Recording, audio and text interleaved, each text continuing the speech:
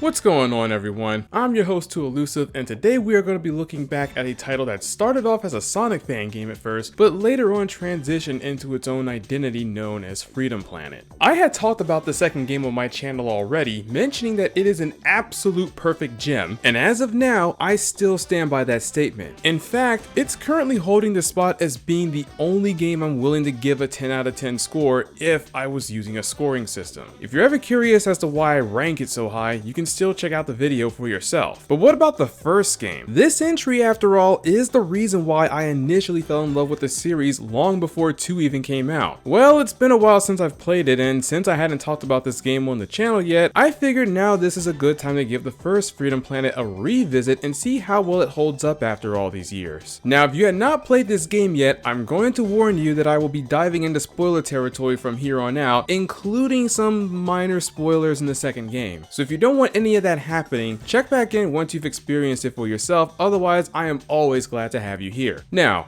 roll that spoiler bump and let's begin.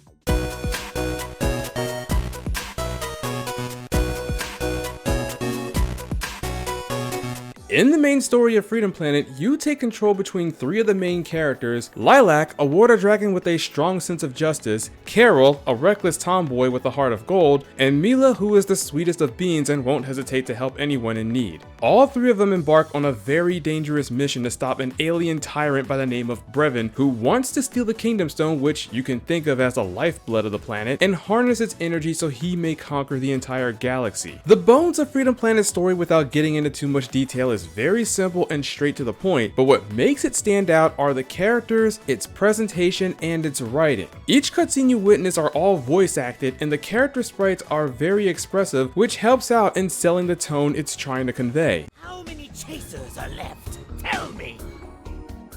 You didn't say please. Don't play games with me, duckling! Tell me! Fine, be that way.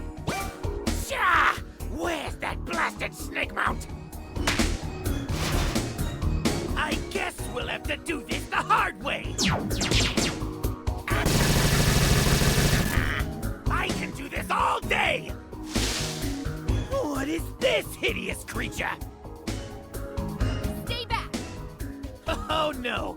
The Duckman comes with me! I'm not gonna let you eat him! What? There are moments where I did get a good laugh, like any interaction the characters have when Mayor Zhao is involved in being so extra, for a lack of a better description. But the real star of the show is Brevin himself. Look, Murga from Freedom Planet 2 is a threatening villain in her own right, but compared to Brevin, she does not hold a candle to this guy. Literally in the very first scene before we even get to see the title screen, this dude straight up beheads an important figurehead with absolutely no mercy. He single-handedly slaps Lilac out of her dragon boost like she was a mere fly, which at this point in the game when it happens, we knew this is her strongest move. In literally every scene he's in, Brevin not only commands respect, but he always carried an aura of danger. His voice lines really sells how much of a threat he truly is. Before you decided to throw your life away and interfere with our mission, you should have asked yourself one very important question. What makes you so special? Don't bore me with your lectures. I've heard them 1,000 times from 1,000 self-righteous warriors. Unless you have something useful to say, the only thing that matters to me is how quickly I can cast you aside. I really have a lot of work to do. You'll fail. Men like you always fail. Interesting theory.